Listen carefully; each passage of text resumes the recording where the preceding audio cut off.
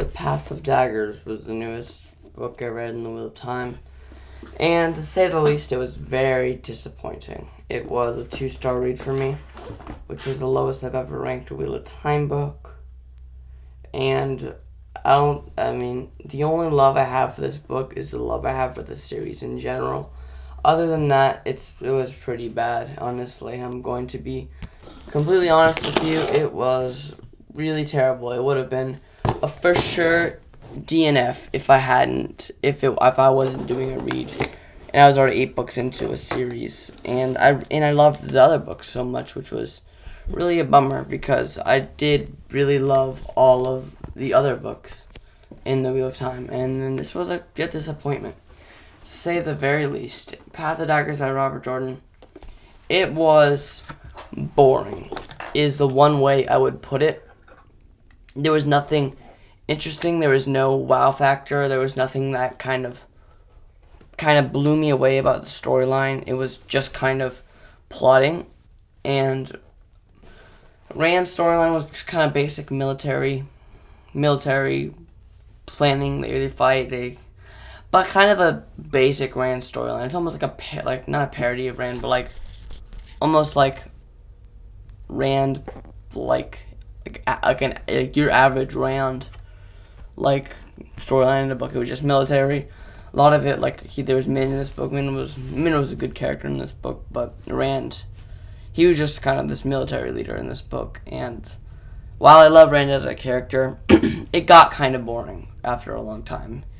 And while his chapters weren't as bad as some of these chapters in this book, but Rand was one of my, I was hard to pay attention. So many times in this book I was zoned out, and I was like, oh, I didn't even know I was reading. I have to read it all over again because it was so very boring.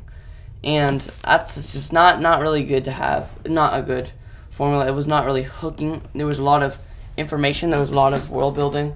There was not enough oomph, not enough stuff going on. You can just realize, oh, this just happened. Oh, I've read this many pages. Nothing really happened. First 200 pages of the book was all just Aes Sedai vagueness. It was so vague and so they were doing so many stuff. I couldn't even tell you what was going on in this book. It was so confusing and so boring. And a lot of people can say it as Wheel of Time as a whole. Lord of Chaos and Crown of Swords, they executed that so much better. I feel they have a lot of the boring world buildingness in those 2 books, but they execute stuff and they're actually doing stuff in those 2 books. And I think those 2 books were excellent. This book was just this with nothing. Nothing was happening in this book, and I can't. That's how else I can put it. All the Aes Sedai, Elaine and Nynaeve was one of the worst storylines of this book. I couldn't really. Yeah, it was pretty bad. But whenever one part I did about, I'm gonna try to say some good stuff. Whenever Elaine returns to reclaim her throne for House Dracan, that was pretty cool. But other than that, Elaine's storyline was a snooze fest, and I thought that was really boring in that book. And Nynaeve was just being Nynaeve, and nothing was happening with her either. Even though it was kind of boring, still they weren't really doing anything, and I just don't think it was really handled well with them either. And it could have been handled so much better. But my favorite storyline of this book, which was still not saying very much because I really didn't like this book that much, was Perrin and Fael's storyline, and I do have my gripes about those storylines too. I just really like the ending of that storyline. I think it has a lot to come, even though I think it's kind of just, oh, cliffhanger, read the next book. If you didn't know, I'm just going to spoil it. It doesn't really matter anymore. But Fael gets taken, and that's just kind of the plot setup for book 9, and I'm sure Perrin will spend most of his time finding her, but I do think it's good because Perrin's storyline has been way too much revolving around Fael and just what's going on with Fael. But and before it was kind of the wolves and him discovering himself and him just being Perrin Golden Eyes, but now it's just kind of him and Fael. Even though it's still cool, even though Fael is a really amazing character, and I love her character as a whole. She's one of the best characters of the Wheel of Time. her and Avienda and Min are one of my favorite female characters in this series, and they're done excellently. And Elaine, I really do like them. But kind of just like this was happening, and then that was like pretty cool. It was just like a lot of like planning on their part, and then eventually like the climax was cool. And whenever Rand got in like a fight, it kind of feels like a very classic Rand thing to happen, like classic Wheel of Time thing to happen. Like someone ambushes Rand, he has to fight, like they have to fight, and still, that was like, I think that was interesting. It was intriguing. I could read it, but still, the final battle wasn't executed nearly as well as Lord of Chaos, or even Crown of Swords for that matter. It just wasn't really executed well in this book, even though I could read it at the end. But so many times I would have to find myself like zoning out and have to read the whole page over again. So this book was even the shortest book in the Wheel of Time, but it felt like the longest. It felt so long to get through. While something like Lord of Chaos will be done in a moment. You'll snap your fingers and you're like, where did the time go? Because Lord of Chaos was executed perfectly. This one was not, and I know technically book 7 was the start of the slog, but this one feels like the start of the slog. Mainly because it was not not done well, and I think Crown of Swords has the startings of something falling off, like kind of deteriorating, but it was still did not stop it from being an excellent book. There was plot and storyline going on. He has a certain thing going on, and that's what he deals with. But this one doesn't. It's just kind of there, sitting like that. That was that's the plot. They're just there. It's their plot. But I know there's 3 more books there's actually 2 more books in this log. I'm halfway done with this log. And I'm trying to get through them ASAP.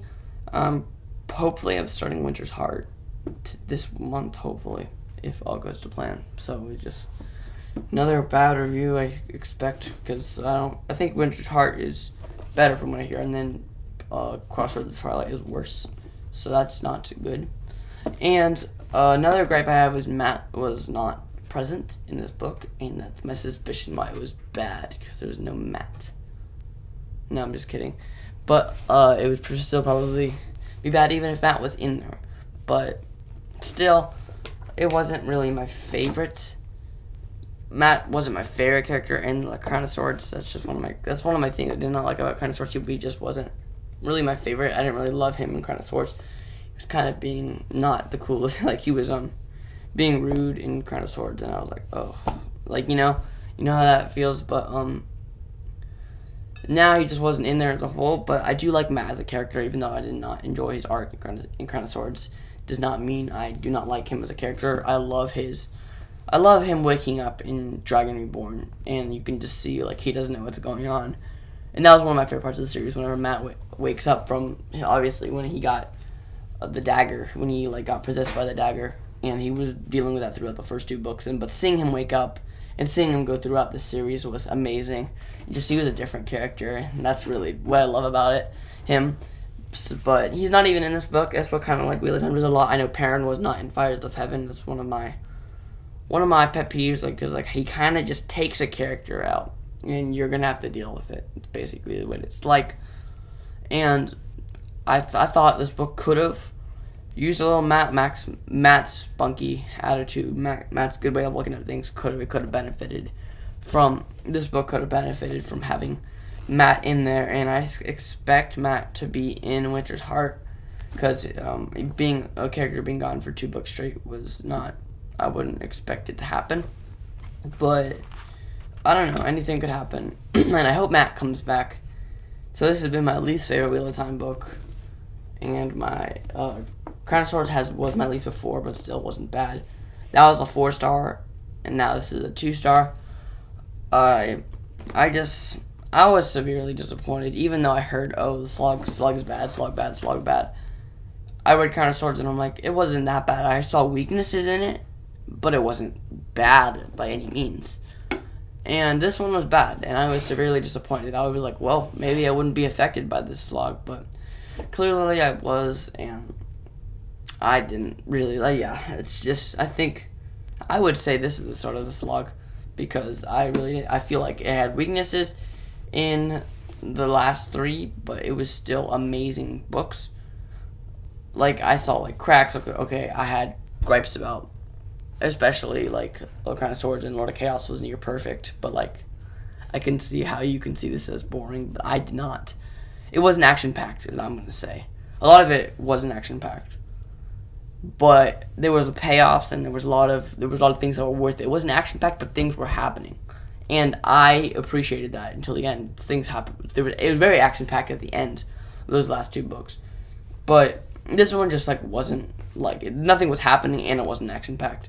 Which could be a turn-off, because I know a lot of fantasy readers like the action in fantasy. And I think that's what Eye of the World, Great Hunt, especially are for. There's, like, really, really, like, what's it called? Farm boy stories, and, like, oh yeah, this hero is, like, being a farm boy. Now it's kind of him dealing with stuff. And I am going to push through. I'm going to push through the series, and I'm not going to like it, and I'm going to complain about it on camera multiple times. But I can't wait till I read Knife of Dreams, and that's just, it's going to be a incentive for me. And I have a feeling I love Brandon Sanderson's books too, because I love Brandon Sanderson's writing, and I love Robert Jordan's world, and I hear great things about them. So I am excited for the future of the series, just not the next 2 books I have to read. So again, just very disappointed by this book. 2 out of 5 stars. And I would say read it. I would say Wheel of Time readers should not just stop at book 7.